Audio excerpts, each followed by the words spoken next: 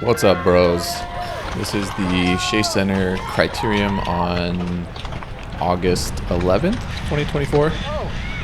This is the Cat 4.5 field. There was, I believe, it was 50 pre-registers, full field. That's all they allowed was 50, but I think 48 showed up. So, big field. Pretty small course. I think one lap was like 0.6 something miles. Just 4 corners, as you can see in the bottom right. Really basic course here. It was pretty good pavement, not too bad compared to the last race I did in Davis. That was miserable. The only real issue as we go around this first lap, some of these reflectors in the middle were a little rough. Some of the drain covers were a little bit raised, but for the most part it wasn't too bad. But as you'll see later, the reflectors became somewhat of an issue at one point. So my strategy for this one, I've only done a few crit races. Each one kind of tried something new. And this one I just wanted to make sure at the end I kind of emptied the tank a little bit. So I was just planning to kind of ride the back like I normally do. Just kind of figured out. I didn't get to do a sight lap, so this is kind of my first view of the course here. So most of the race I'm just going to kind of cruise the back, see what's going down, and try and make my move later.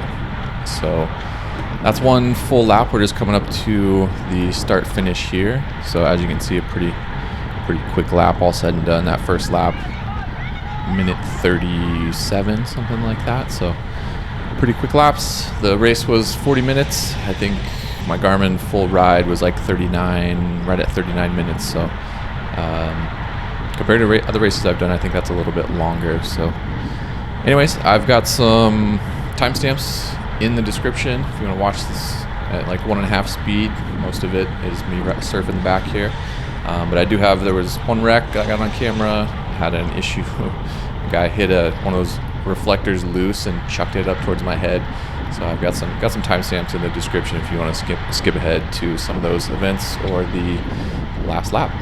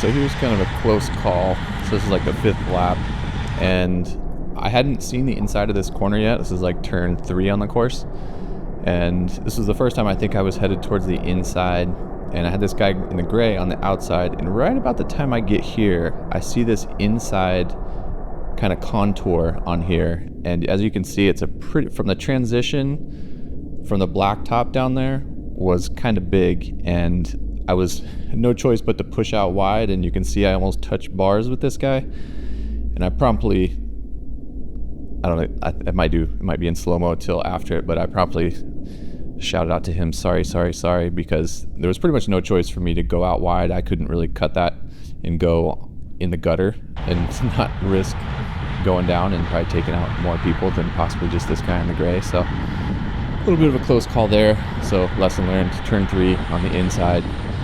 Don't cut it too awfully close.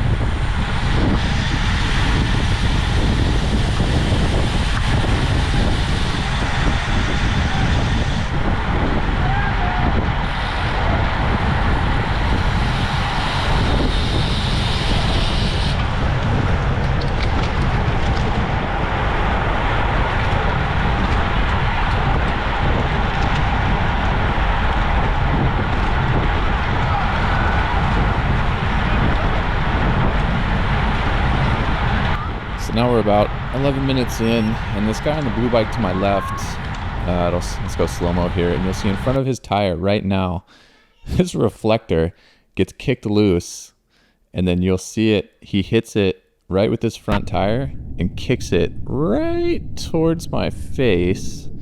It crossed right in front of me, and I had no idea what it was at all. All I could think of, because I saw the yellow, all I could think of is like a cleat cover on a speed play, but there was no reason for that to fly off because that would just kind of slide down over your crank arm. But anyways, apparently that kid I saw on Strava, he said that he ended up bending his wheel and had to pull out, so kind of a bummer. But now that I look back at the footage, it's pretty obvious how many of those are missing from the road that have come unglued and likely caused issues with cars or something. So anyways, be careful if you race there. Those reflectors can get you.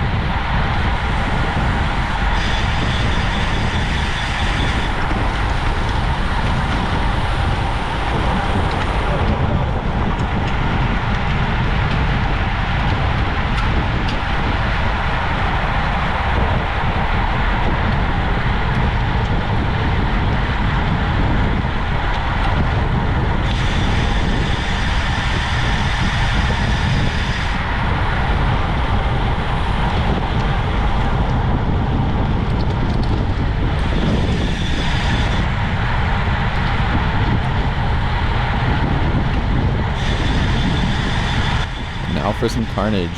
So headed into turn 3 again, and I don't know if you can see up in front under the tree, but it looks like someone goes inside, maybe a little too tight, and might have seen that same line that I did. And they push wide, and you can kind of see a guy flip into the fence right there.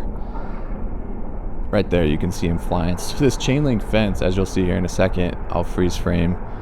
He literally went through like a hole. I don't think he created that hole, but I'm pretty sure his bike stopped at that pole and he got ejected right through the hole in the fence. He didn't knock the fence to the side or anything. So, but he seemed all right. I was kind of curious, and I actually came around and shouted to the officials that there was a crash back there because I didn't see anyone back there with an eye on that turn, and I didn't know what kind of shape he was in.